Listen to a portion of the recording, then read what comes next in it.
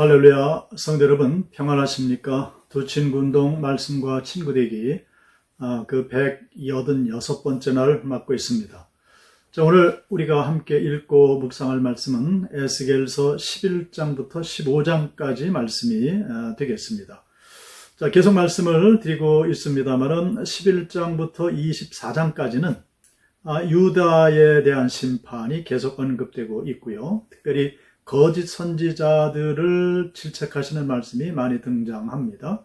그리고 우상 숭배에 대한 또 다른 측면들을 보여주는 그런 말씀이 계속 이어지고 있습니다. 자, 11장 말씀인데요. 11장 말씀에 제목을 붙이자면 악한 방백들, 즉 백성의 지도자들이죠. 악한 방백들과 그리고 떠나버린 그 하나님의 영광의 그 환상, 이런 내용입니다. 자, BC 597년경에 제2차 포로들이 바벨론으로 이제 잡혀가게 됩니다. 자, 그 잡혀가고 남은 자들이 있는데 그 남은 자들 중에서 새롭게 자기의 세력을 쌓은 지도자들이 등장을 하죠. 그리고 자신들의 안전을 아주 독선적으로 주장하면서 그들이 자리를 잡습니다. 자, 그런데 그들은 자신들을 하나님께서 택하신 자로 착각을 했습니다. 자, 그런데 사실 그들은 공적 생활에 있어서 하나님 뜻대로 행하지를 않았습니다. 비록 그들이 공적인 예배, 즉 제사를 하나님 앞에 풍성하게 드렸지만은 실제 그들의 생활 속에서는 하나님의 뜻을 멸시하는, 불순종하는 그런 삶을 살고 있었습니다. 그래서 하나님께서는 그들을 이제 심판하시려는 그런 말씀을 주십니다. 자, 후반부로 넘어가게 되면은 하나님께서 그 유다 백성들에게 땅을 회복시켜 주시마 약속하시는 그런 장면이 연출되고 있습니다. 자, 이것은 이스라엘 백성들을 향한 하나님의 이 약속된 회복인데요. 사실 이스라엘 백성들에게 새로운 심령을 주시는 데에 이 일에 요점이 있습니다. 자, 십계명처럼 돌에 새기는 것이 아니라 이 심령, 마음판에 새겨지는 그런 변화, 그런 회심, 그런 회개가 있어야 한다는 거죠. 그러므로 이제 나뉘어지지 않은 그런 마음으로 하나님 앞에 초점을 맞추고 새로운 심령과 하나님 앞에 헌신된 그런 마음을 가진 하나님의 백성들, 그렇게 신실하게 하나님을 따라낼 때에 하나님께서 그 땅을 다시금 회복시켜 주시마 약속하시는 그런 말씀이 되겠습니다. 자, 그리고 이제 12장으로 넘어가게 되는데요. 12장 말씀 보면 선지자들의 행구와 어떤 그 표적, 그리고 어떤 그 떨림의 표적이라는 말씀들이 등장을 합니다. 즉 포로가 될 것을 나타내는 상징적인 어떤 그 행위, 그리고 속담, 묵시 이런 것들이 등장을 합니다. 자, 그래서 12장은 예루살렘이 이제 망해서 백성들이 이방의 포로가 될 것을 경고하는 에스겔의 두 가지 상징적인 그 행동, 그리고 그릇된 속담에 대한 반박, 이런 내용들 됩니다. 자, 거듭된 하나님의 심판 예고에도 불구하고 이스라엘 백성들은 안일한 마음을 갖죠. 예루살렘이 절대로 망하지 않을 것이라 하는 이런 낙관적인 생각을 가지게 됩니다. 그러나 하나님께서는 그것이 아니라는 거죠. 하나님의 심판을 결단코 피할 수 없다 하는 그런 말씀들이 12장에 기록이 되어집니다. 자, 그리고 13장 말씀을 보시게 되면 거짓 선지자들에 대한 하나님의 메시지가 선포되고 있습니다. 자, 우리 12장에서 봤는데요. 거듭된 하나님의 심판 예고에도 불구하고 자, 유다 백성들은 예루살렘이 망하지 않을 것이라는 그 낙관적인 생각을 가지고 있었는데, 자, 그 원인이 무엇인가? 거짓 선지자들 때문이었습니다. 그러나 그 거짓 선지자들의 그런 행위는 하나님을 사실은 모독하는 행위이죠. 왜냐하면 하나님은 이미 계획을 가지고 계시는데 거짓말을 그렇게 하고 있는 겁니다. 이에 하나님께서는 그 양심이 무뎌진 자들에게 멸망을 선포하시는 그런 말씀 13장에 기록이 되어지고 있습니다. 자, 그리고 14장 말씀인데요.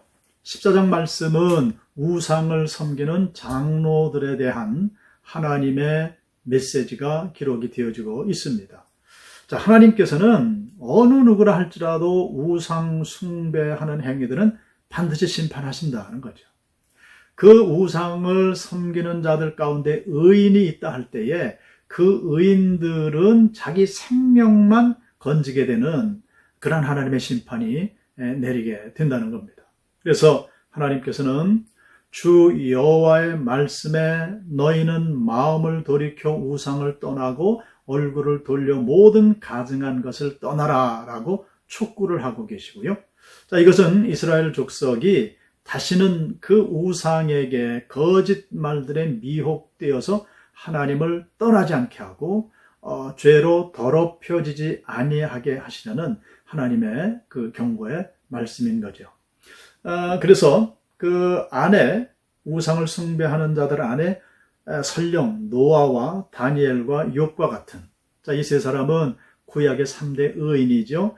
이런 의인들이 있다 할지라도 가까스로 자기의 생명들만 건지게 될 것이라 이렇게 말씀을 하시면서 그 우상 숭배자들에 대한 하나님의 심판은 참으로 엄한 것임을 말씀을 해 주시고 있습니다. 자, 그리고 15장 말씀인데 짧은 말씀이죠. 거기 보면 열매 없는 포도나무의 비유의 말씀이 기록이 되어집니다.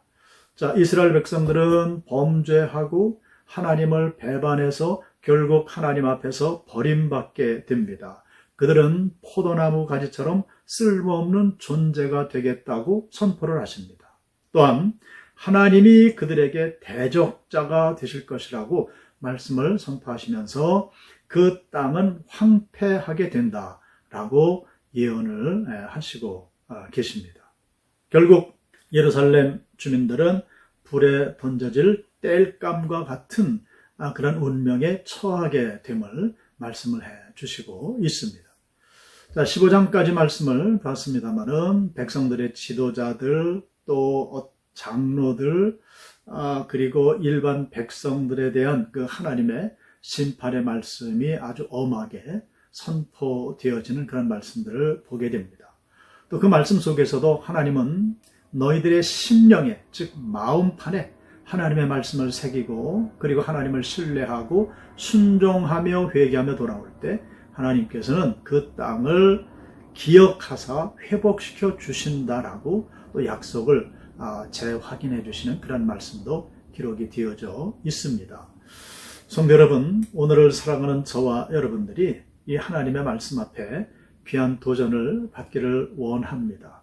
살아계신 아버지 하나님, 불꽃 같은 눈으로 살피시는 그 하나님은 늘 우리에게 은혜를 주시기를 원하시고 복을 주시기를 원하시는데 우리가 하나님을 신뢰하지 못하고 잘 따르지 못하므로 하나님 예비하신 그 은혜와 복을 받아 누리지 못한다고 한다면 이 얼마나 불행한 일이 되겠습니까? 하나님의 말씀을 읽고 묵상할 때 우리의 마음판에 새겨지기를 원합니다. 그래서 하나님을 온전히 쫓고 하나님 주시는 복을 받아 누리시기를 주님의 이름으로 축원합니다. 기도하겠습니다.